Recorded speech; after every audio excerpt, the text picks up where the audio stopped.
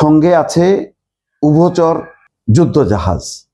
তার মানে হচ্ছে 14 দিনের যে লড়াই, আমরা সেটা শুধু আকাশ থেকে বোমা নিক্ষেপ দেখলাম ইরানে।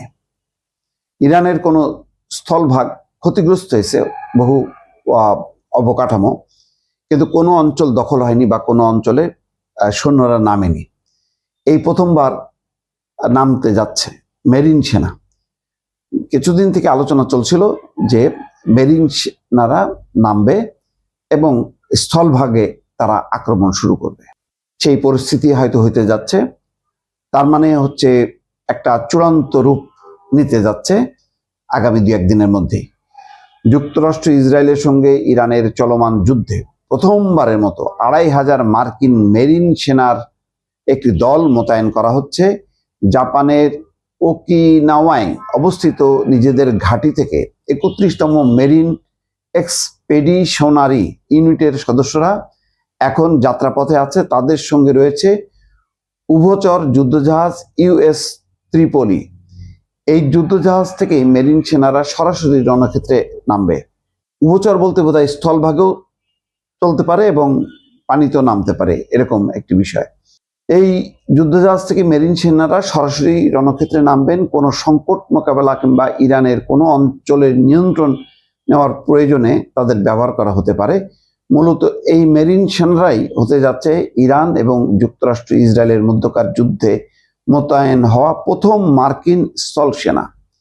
এর মধ্য দিয়ে স্পষ্ট হচ্ছে যে যুক্তরাষ্ট্র এই যুদ্ধ ধীরে ধীরে তাদের সামরিক শক্তি বৃদ্ধি করছে এবং খুব দ্রুত এই যুদ্ধ শেষ করার কোনো পরিকল্পনা তাদের নেই। খেয়াল করেন যে এই যুদ্ধ কিভাবে শেষ হবে, অসম্ভব।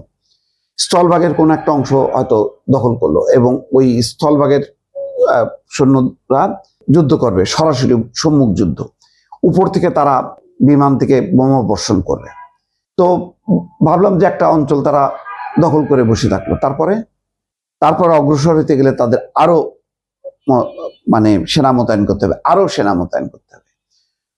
যদি না অভ্যন্তরীণভাবে কোনো বিদ্রোহ সংগঠিত না হয়, তাহলে ইরানের মতন বিশাল অঞ্চল দখল করা এটা অসম্ভব ব্যাপার। এমনকি তেহরান যদি দখলও হয়ে যায়, তারপরেও কিন্তু সম্ভব না কোনোভাবেই পুরো ইরানের নিয়ন্ত্রণ নেওয়া।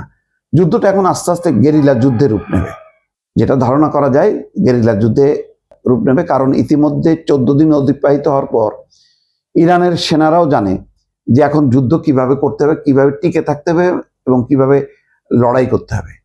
তো একটা ভয়াল পরিস্থিতি, রক্তক্ষয় হবে নিচ থেকে এবং উপর থেকে। আগে উপর থেকে শুধু আক্রমণটা মোকাবেলা করেছে ইরান, এখন নিচ থেকে এবং উপর থেকে 2 আক্রমণ তাদেরকে মোকাবেলা করতে হবে। যুদ্ধটা কঠিন হলো, যুদ্ধে রক্তক্ষয়, ধ্বংসযজ্ঞ আরো বাড়লো, অর্থাৎ একটা নতুন রূপ পরিগ্রহ করতে যাচ্ছে, যদি না নাটকীয় এর মধ্যে কিছু না ঘটে।